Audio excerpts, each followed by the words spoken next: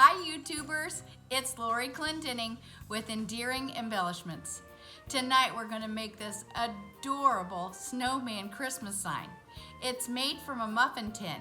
Let's grab our supplies and get started.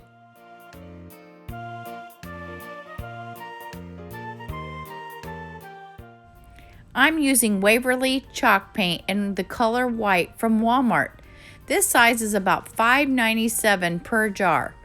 What I'm doing is dipping my paintbrush into the paint. And then I'm going to be wiping off the majority of the paint onto a paper towel so that I can use a dry brush stroke on the muffin tin to distress it and make it look more weathered. You can see me going back and forth with several strokes here. I'm using quick brush strokes here, back and forth, all over the muffin tin to make it have a more rustic looking feel to it. I'm going quickly back and forth, trying to blend it in with the other colors that are already on there. This makes the muffin tin not look brand new and right out of the store. Next, I'm taking Waverly mineral chalk paint, the same size container from Walmart, and I'm going to repeat the process again. Quick strokes back and forth all over, mixing the white, the mineral, all different colors all over the tin.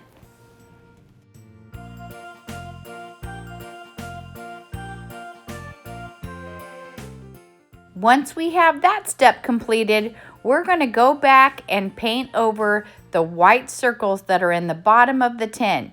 You can see that I have that started so that I have an outline to follow. All I'm doing is making this a little darker and a little more defined so that we can paint our snowman faces right over the top. This is the second layer.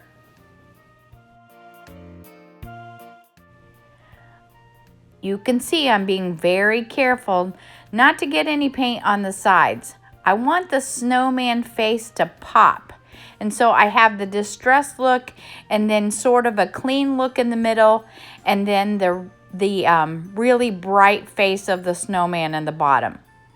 I do this to each and every circle. This is our second layer of paint, making sure that it is bright and ready for us to add the faces.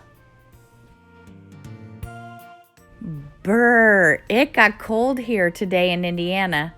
We got to start a fire tonight. Sitting here crafting by the fireplace makes me excited for the holidays.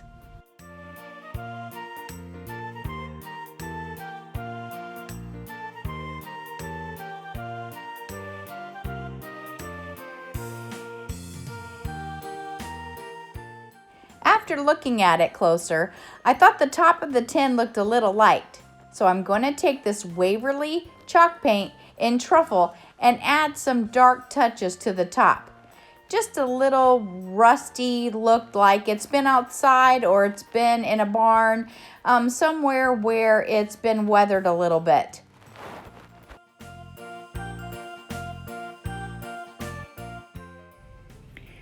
There, adding that darker color, that truffle color paint, did the trick. It just didn't look right before. It was too light and it didn't look the way I wanted it to. But adding this darker color made it look more rustic and more weathered, and that was the look I was trying to achieve. I'm really liking the darker touches on the tin. I wanted to make sure that we did it even on the bottom so that the whole thing looked weathered. Now I'm taking P80 fine grit sandpaper and I'm going to sand and scruff up all the paint that we've put on here to make it even more rough and like it's been outside or we've had it for a long time and it's like an antique. That looks fantastic. I'm really happy with that and pleased how it turned out. This is the exciting part. We're going to start the snowman faces. You guessed it, we're using Waverly chalk paint, this time in the pumpkin color. It's the perfect shade for the snowman nose.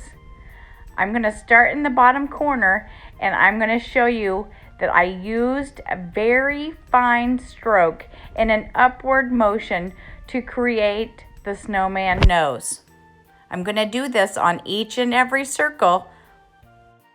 As we switch to the other side, I thought it would be super cute to have the noses pointing toward each other like they're friends standing in the meadow.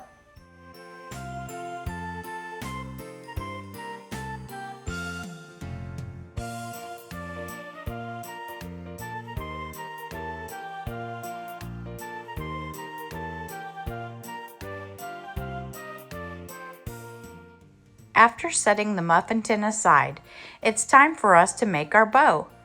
I am using wired ribbon and I'm cutting each end of the ribbon at an angle. What I'm doing is picking out my favorites. I love this polka dot ribbon with a shiny end. It's so cute. And I'm going to use it as my base. What I'm going to do is I am going to stack the larger ribbons in the back and the smaller ribbons on the front. And I'm going to do it in a crisscross pattern. This ribbon is adorable. It has a felt-like feeling and it is soft and cuddly. This ribbon I couldn't resist. With that burlap and lace, it's going to be the perfect addition to our project. It's time to stack our ribbons. First, I'm going to lay the burlap and lace, followed by the polka dots, and then the plaid, and last, I'm going to use that neutral polka dot that is so cute. I'm going to take the cinnamon sticks that I picked up from Hobby Lobby. I think they were $4.99 with 50% off. All the Christmas stuff at Hobby Lobby is 50% off right now. Hurry while you can to get there. Now I'm taking some greenery that I picked up from the dollar store. You can see that I'm using my scissors to go back and forth to cut it to the length that I need to fit the ribbons. I decided that the cinnamon should probably go on the front and the greenery in the back.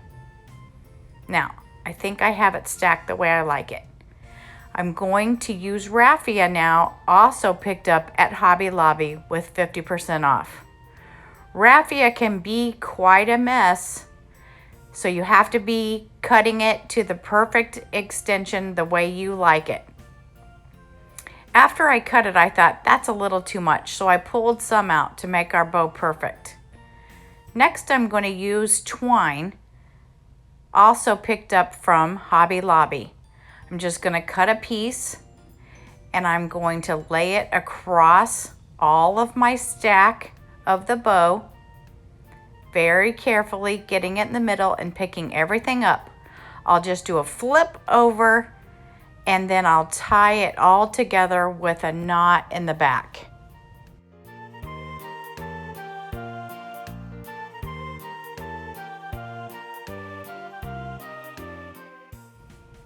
After we get our knot tied, it's time to fluff up those ribbons and get them perfect so we can attach it to our project. This takes a little time to get each one perfectly in place.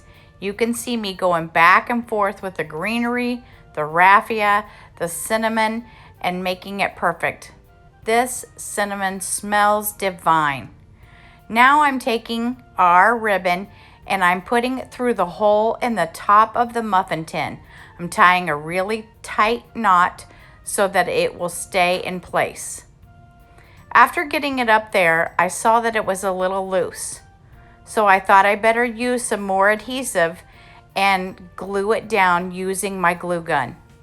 I put 2 squirts of glue on each side and held it down.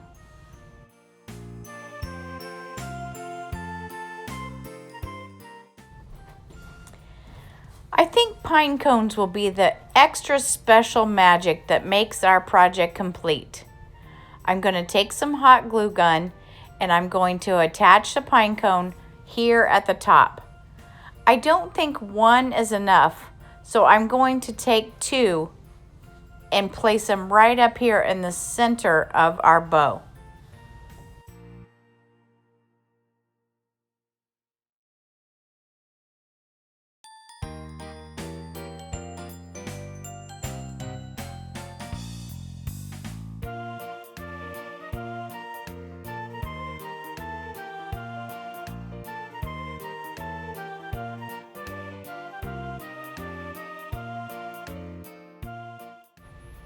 It's time for our snowman to come to life.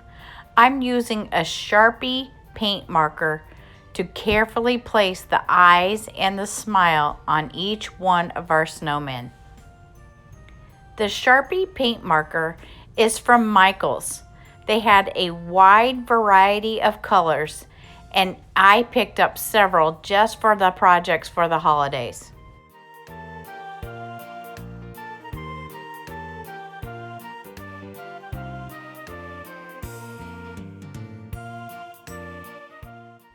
It's so sweet to see that each snowman has its own personality just by different shapes of the dots used for the eyes and the smile.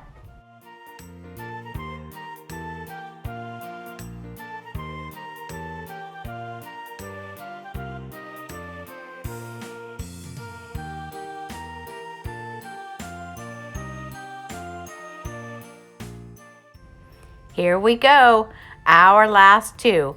They're tucked up here under our bow, but they are precious, and I can't wait to show you how they turned out.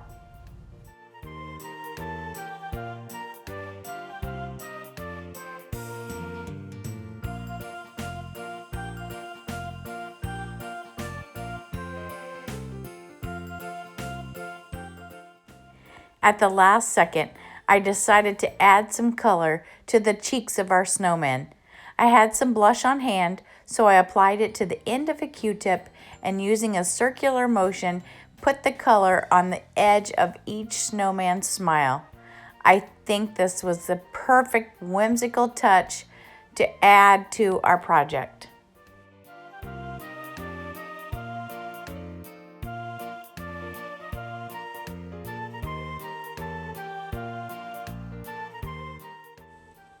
After the first few applications of the color blush on the snowman, I could see that it was really difficult for it to show up. If I had it to do over again, I would probably use a light pink color of paint instead of the blush.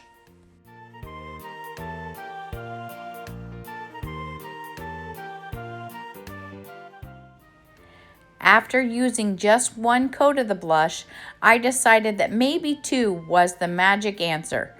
You can see that I went back over each part of the blush and then I used my finger to rub in the color on each part of the circle. It worked out perfectly and each snowman ended up being just cute as they could be.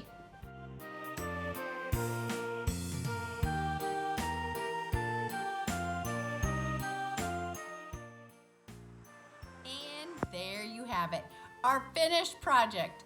It's so cute and so festive for the holidays.